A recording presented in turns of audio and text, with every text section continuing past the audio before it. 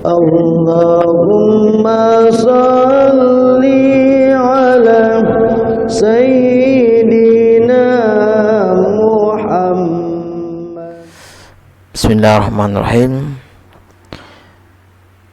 Assalamualaikum warahmatullahi wabarakatuh. Innal hamdalillah nahmaduhu wa nusalli wa nusallim ala rasulihil karim, amma ba'du. Hadirin yang berbahagia, masih dalam ta'lim bab anjuran zuhud dan qanaah dalam kitab Fadilah Sedekah di hadis yang ke-12. An Ali radhiyallahu anhu qala Rasulullah sallallahu alaihi wasallam, man radiya minallahi bil yasiri minar rizki radiyallahu minhu bil qalili minal amal. Rawahu Baihaqi. Artinya, dari Ali radhiyallahu an Rasulullah sallallahu alaihi wasallam bersabda, barang siapa ridho kepada Allah dengan rezekinya yang sedikit, maka Allah akan meridhoinya dengan amalan yang sedikit. Hadis riwayat Baihaqi dalam kitab Miskat. Keterangan di dalam hadis ini terdapat pernyataan bahwa kekurangan rezeki merupakan kebaikan khusus dan sebagai peringatan dari Allah, yakni jika seseorang memiliki kekurangan dalam amalannya, maka yang maha memiliki akan mengampuni kekurangan amal tersebut dan menerimanya. Sebaiknya jika seseorang itu menerima banyak pemberian dari Allah dan ia tidak rela jika terjadi kekurangan, maka yang maha malik pun akan berbuat hal yang sama. Dalam menyempurnakan hak-haknya, ia tidak akan rela dengan kekurangan yang ada. Jika seseorang pekerja meminta agar gajinya dibayar, namun ia kurang baik dalam melayani majikannya, maka tuannya tentu akan melupakan kebaikannya. Berbeda dengan keadaan kita ketika sebagian orang di antara kita hidup dalam kemiskinan, maka mereka mendapat taufik untuk mendekati Allah dan dapat meluangkan waktunya untuk berzikir dan mengerjakan sholat nafil. Tetapi ketika mereka berubah menjadi kaya, maka mereka tidak sempat lagi meskipun untuk menunaikan sholat fardu. Merasa puas dengan rezeki yang sedikit hanya dapat dimiliki jika seseorang itu memperhatikan 5 hal. 1. Mengurangi perbelanjaan, yakni tidak berbelanja melebihi keperluan. Alim ulama menulis bahwa seseorang yang hidup seorang diri hanya memerlukan 1 setel pakaian, tidak perlu membeli banyak pakaian, dan ia dapat hidup hanya dengan makan roti dengan lauk biasa. Rasulullah bersabda, tidak akan menjadi miskin orang yang membelanjakan hartanya dengan sederhana. 2. Meyakini janji Allah. Sekiranya ada rezeki sekedar untuk mencukupi keperluannya, maka ia tidak perlu memikirkan rezeki untuk masa yang akan datang. Ia meyakini janji Allah bahwa Allah telah bertanggung jawab untuk memberi rezeki kepada hamba-hambanya. Syaitan selalu berusaha menjerumuskan manusia dengan berbagai pemikiran, misalnya khawatir akan penyakit, keuangan, dan sebagainya. Syaitan selalu menggoda agar manusia merasa selalu membuat persiapan. Jika tidak, maka ia akan menanggung kesusahan. Jika terjadi tipuan syaitan seperti ini, maka syaitan pun akan mengejeknya.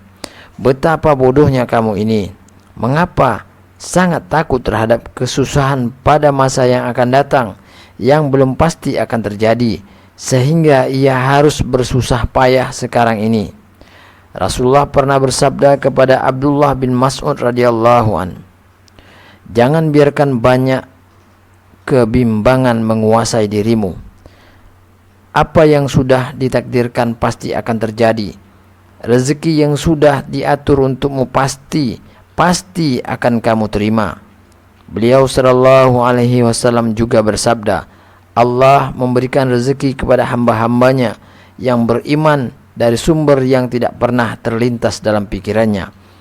Di dalam Al-Quran ada ayat yang menyatakan seperti itu. Yang ketiga, memahami kemuliaan istighna, yaitu merasa puas dengan rezeki yang sedikit dan kehinaan tamak. Dengan memahami betapa besar kemuliaan istighna dan betapa besar kehinaan tamak di hadapan manusia, akan menghasilkan sifat qanaah, merasa cukup. Hendaknya dipikirkan dengan mendalam bahwa dari dua jenis kesusahan ini, seseorang harus memilih salah satu di antaranya. 1. Kesusahan karena kehinaan mengulurkan tangan di hadapan manusia. Dan yang kedua, kesusahan diri sendiri karena menahan nafsu dan kelezatan benda. Kesusahan yang kedua akan dibalas oleh Allah dengan pahala yang sangat besar sebagaimana yang telah dijanjikan olehnya.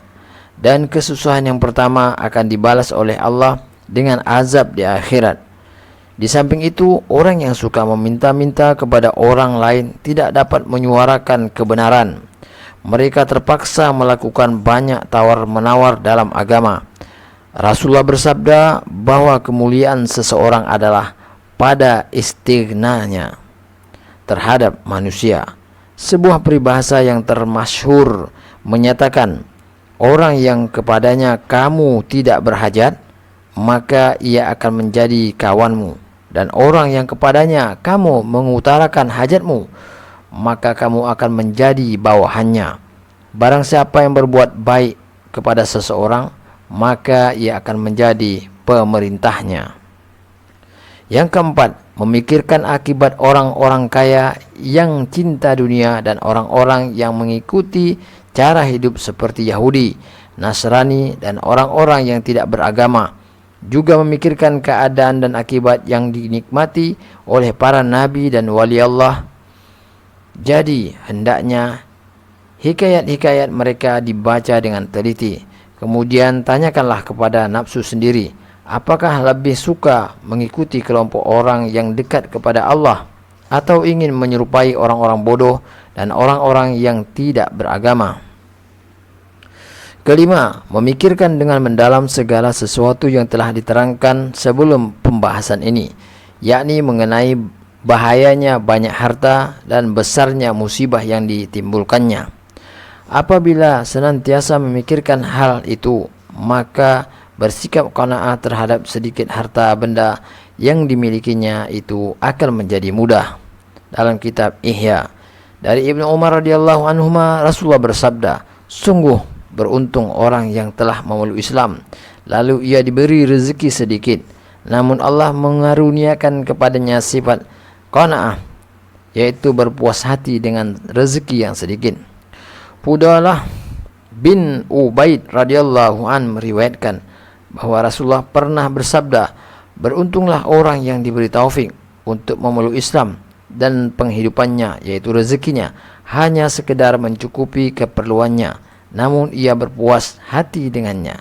Dalam kitab At-Targhib dari Abu Darda radhiyallahu anhu, Rasulullah bersabda, setiap hari ketika matahari terbit, di kedua sisinya terdapat malaikat yang berseru, wahai manusia, tawajjuhlah kepada Rabb pemilik kalian. Harta yang sedikit dan mencukupi keperluan itu lebih baik daripada harta yang banyak tetapi memalingkan seseorang dari Allah Subhanahu wa taala. Alhamdulillah hadirin yang berbahagia, kita telah dengarkan taklim. Semoga apa yang kita dengar ini kita bisa mengambil pelajaran di dalamnya, dan semoga dengan rahman rahimnya Allah memberikan kekuatan pada kita untuk mengamalkan dan menyampaikan kepada yang lain. Dan untuk sempurnanya majelis, kita tutup majelis kita dengan doa kifarah majelis. Subhanakallahumma wa bihamdika asyhadu an la ilaha illa anta astaghfiruka wa atubu ilaik. Assalamualaikum warahmatullahi wabarakatuh.